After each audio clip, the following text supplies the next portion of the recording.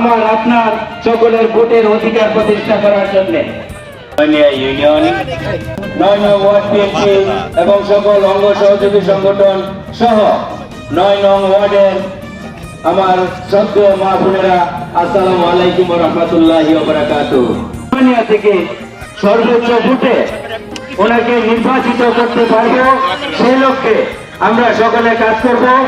আপনারা জানেন আমরা এই বিএনপি বিগত 17 বছর এই ব্রিটিশ সরকারের বিরুদ্ধে আন্দোলন সংগ্রাম করেছি আমার আপনার সকলের ভোটের অধিকার প্রতিষ্ঠা করার জন্য।